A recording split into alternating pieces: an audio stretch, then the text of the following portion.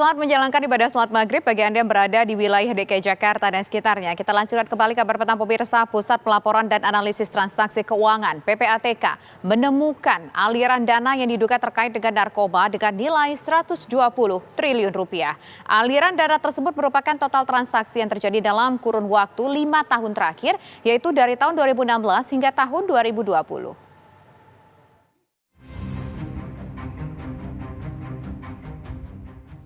Pusat Pelaporan dan Analisis Transaksi Keuangan (PPATK) mengungkapkan menemukan indikasi transaksi keuangan terhadap jual beli narkoba.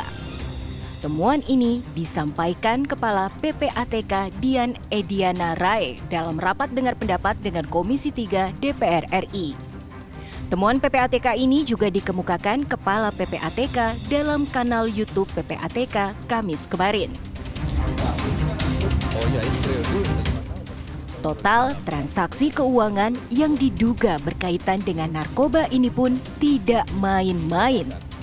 Jumlahnya mencapai 120 triliun rupiah. Kasus yang kasus yang aliran dana yang sejumlah 120 triliun ini, itu melibatkan angka pihak yang terlapor, kalau istilah kita itu melibatkan sejumlah orang dan sejumlah korporasi. Jumlah total saja mungkin dalam kesempatan ini saya sebutkan itu sebesar 1.339 individu dan korporasi yang kita periksa dan kita catat sebagai aliran transaksi keuangan yang mencurigakan yang datang dari tindak pidana narkoba ini. PPATK pun menyatakan transaksi jual beli narkoba itu tidak hanya terbatas di dalam negeri saja, tetapi juga meliputi transaksi di luar negeri. Saat ini, hasil temuan PPATK itu telah diserahkan kepada Polri dan BNN. Dari Jakarta, Tim TV One mengabarkan.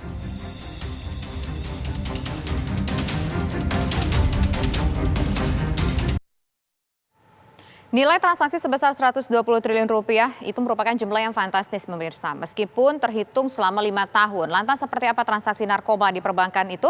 Kami saat ini sudah bersama dengan Kepala PPATK, yaitu ada Bapak Dian Ediana Rai.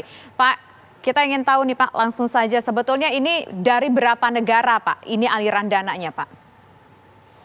Ya, terima kasih Mbak Tisa. Kalau aliran dana itu memang bisa lebih banyak ya, karena pola yang dilakukan oleh orang-orang yang melakukan pencucian uang yang terkait dengan pendanaan terkait dengan narkoba ini memang bisa berputar-putar ya, tidak harus direct kepada negara katakanlah yang mengirimkan barang, tetapi dia bisa berputar ke negara lain. Tetapi yang paling frekuen dalam pengamatan kita ini memang ada beberapa negara sajalah, mungkin saya sebutkan begitu ya. Dan itu negara yang sebagian adalah negara dekat, sebagian juga agak sedikit jauh dari kita. Ini secara diplomatik kita tidak bisa menyebutkan negara-negara tertentu ya gitu Pak. Mekanismenya bagaimana sih mereka melakukan transaksi keuangan dengan perbankan ini? Semua kan secara perbankan ya Pak ya, makanya PPATK bisa. Gimana mekanisme mereka melakukan itu Pak? Ya, banyak cara sebetulnya yang kita catat, mungkin ada sekitar 10 cara ya Pak yang mereka pergunakan. Yang paling besar itu mereka menggunakan yang kita sebut sebagai trade based money laundering ya. Itu adalah pencucian uang melalui perdagangan internasional gitu kan. Nah, ini biasanya apakah ini invoice fiktif maupun over invoice ataupun under invoice, itu tergantung kepentingan pembayaran kan yang dilakukan. Tapi itu dilakukan begitu. Juga ada yang menggunakan misalnya katakanlah menggunakan ada fintech juga, ada hawala ya, terus ada money changer gitu, menggunakan rekening orang lain, dan bahkan menggunakan transaksi melalui handphone pun itu kita temukan sebetulnya. Nah, ada 10 lah kira-kira modus yang mereka pakai untuk melancarkan transaksi keuangan mereka itu. Ya, biasanya orang-orang yang menjadi katakanlah dana transit dari transaksi tersebut, apakah orang-orang dari perusahaan atau mungkin individu-individu yang kayaknya kita nggak nyangka-nyangka nih dia jadi tempat transaksinya. Mereka tahu nggak jadiin tempat transaksi Pak? Jadiin tempat transitnya? Ya ada dalam beberapa kasus mungkin mereka tidak tahu karena iming-imingannya hanya mereka tolong buka rekening gitu. Setelah itu mereka dikasih 500.000 atau berapa gitu. Sisanya terus mereka pakai gitu. Jadi semua mereka ambil ATM-nya segala macam gitu. Itu kalau kita yang seperti tadi yang diberitakan juga, kita tuh sudah meneliti sekitar 1.339 kan, ini termasuk korporasi di dalamnya ya. Karena banyak juga yang mencampur adukan ini kegiatan-kegiatan legal dengan kegiatan-kegiatan ilegalnya seperti transaksi narkoba ini. Jadi ada untuk transaksi narkoba ini ada juga sejumlah nama korporasi yang terlibat ya Pak ya? Apakah korporasi-korporasi besar Pak di negeri ini? Ya bisa dikatakan cukup lumayan lah, tidak dikatakan besar ya, tapi lumayan. Nah, ini memang kegiatan-kegiatan ini memang salah satu modus ya adalah menggabung transaksi yang sah gitu dengan transaksi yang seperti ini, narkoba kan ini keuntungannya mungkin 5 kali lipat ini. Pak, bisa ketahuan ini kan narkoba. Transaksi itu banyak banget Pak di perbankan. Bisa ketahuan ini transaksi narkoba gimana Pak? Oh ya, jadi begini, memang itu banyak cara ya. Kita tentu saja lembaga intelijen keuangan memang dilengkapi dengan berbagai instrumen gitu kan. Bagaimana kita melakukan pengawasan juga, sistem pelaporan juga yang jalan dari teman-teman perbankan gitu kan, mengenai adanya gerakan-gerakan uang yang dianggap mencurigakan. PPATK juga sebetulnya kan bisa mengontrol keluar masuknya uang gitu kan, ke dalam negeri maupun ke luar negeri ya. Kita punya instrumen namanya IFT ya, International Fund Transfer Instruction.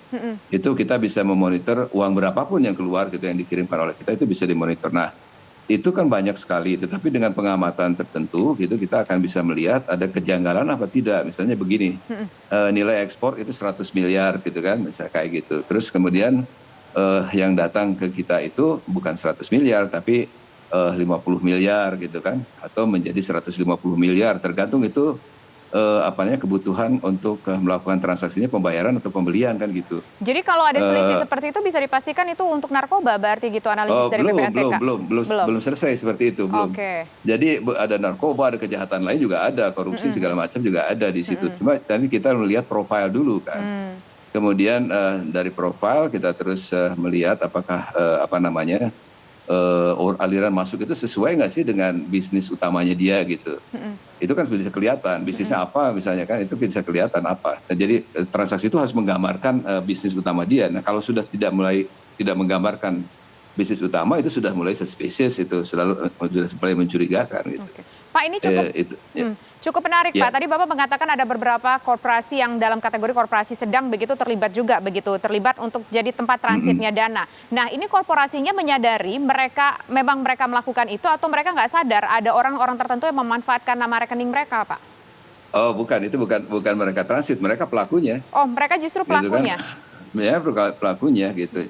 Otomatis karena itu kan sebetulnya kita bisa melihat sebenarnya rekening ini apakah rekening korporasi atau bukan, rekening individu yang memiliki korporasi atau pengurus korporasi juga kita bisa lihat gitu. Oke, berarti ada korporasi kemudian juga ada individu. Mungkin itu bisa ditelusuri secara hukum ya Pak, bisa dikenakan sanksi hukum. Tapi bagaimana dengan individu yang mereka cuma disuruh, kayak Bapak bilang tadi, cuma disuruh buka rekening 500.000 habis itu jadi tempat duit transit tadi begitu Pak untuk transaksi keuangan. Mereka bisa dikenai sanksi juga nggak sih Pak atau pasal begitu Pak? Ya begini Pak, yang pertama itu tentu nanti kalau di lapangan apakah mereka betul terlibat atau tidak terlibat kan itu teman-teman aparat penegak hukum ya yang berwenang itu sebetulnya menangani itu. Tentu saja salah satu poin yang dinilai nanti oleh teman-teman aparat penegak hukum itu adalah isu itu, apakah yang bersangkutan itu betul-betul terlibat atau ini memang jadi korban misalnya pembelian rekening gitu kan, itu akan dilihat di lapangan. Bisa saja orang innocent, bisa juga orang itu sebagian setengahnya innocent, setengahnya sebenarnya tahu gitu kan, sebenarnya begitu. Jadi gitu. Oke, baik. Terima kasih Pak Dian Ediana, Kepala PPATK atas waktunya bersama kami di program Kabar Petang. Selamat petang Pak.